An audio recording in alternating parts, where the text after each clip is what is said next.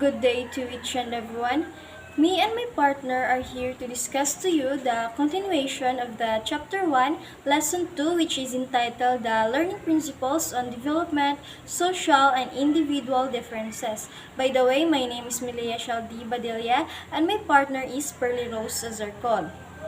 In this lesson, we can able to know what do we need to consider or what are the things that we need to consider when it comes to our students. But before that, let me read to you the background of this study.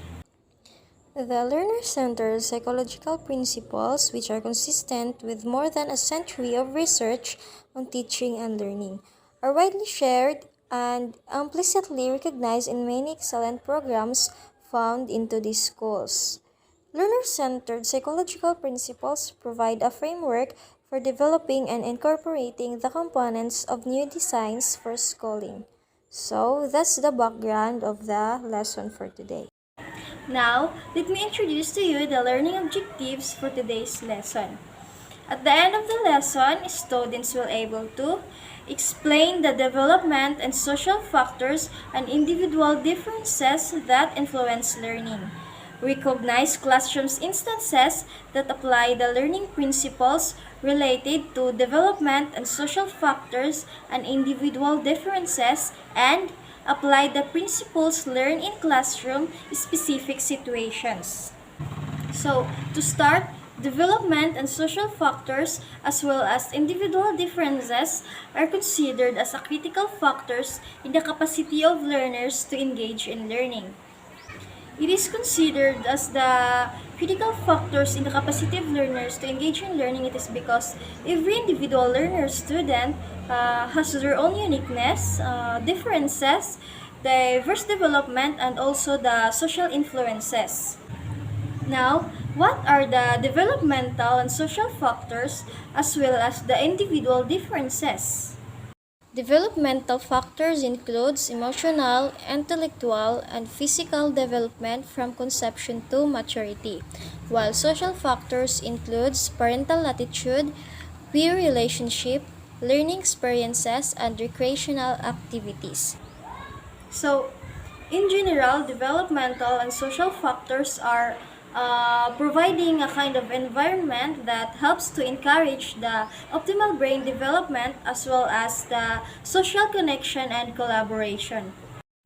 Individual differences. The most differences of learners are the gender, age, intelligence, ability, interest, prior knowledge, learning style, motivation, locus of control, self-efficacy, and last, epistemological beliefs. Individual differences helps us to understand not only what makes us humans similar to one another, but also what makes us or them different.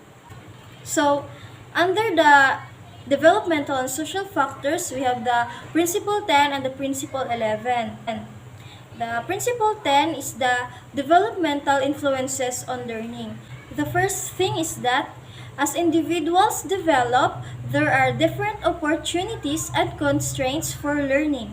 So, as we encounter yung iba't ibang klase ng estudyante, di ba?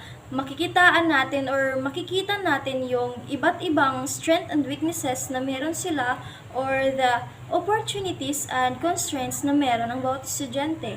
Then, learning is most effective when differential development within and across physical, intellectual, emotional, and social domains is taken into account. So, as a future educator, when teaching, we need to take into account the different forms of development such as physical, cognitive, and the social domains in order to ensure that our students will learn as much as possible. Often, some learners are not learning well because there is a mismatch between the learning activity and the learner's developmental stage.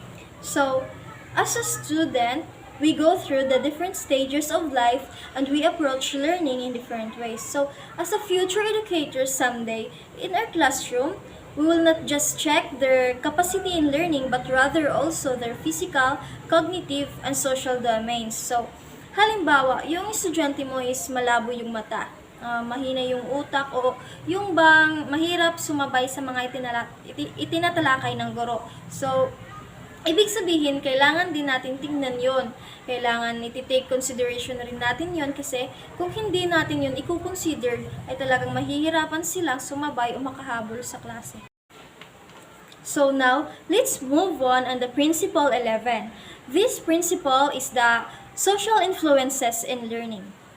Learning is influenced by social interactions, interpersonal relations, and communication with others. So, learning can be enhanced when the learner has the opportunity to interact and to collaborate with others on some instructional tasks.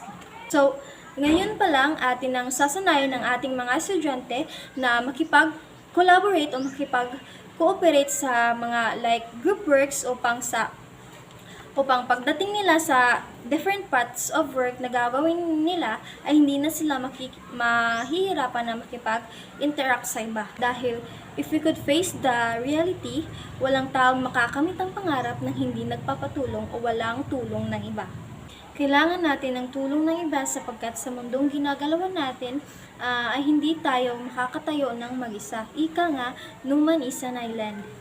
With this kind of learning, student learns to appreciate and respect different diversity, and they can also practice their listening skills, and at the same time they can also know how to consider each other perspective and contribution. So those principles are under the developmental and social factors. So, in individual differences, here is Pearly Rose Osarcon to continue to discuss to you about what is individual differences all about.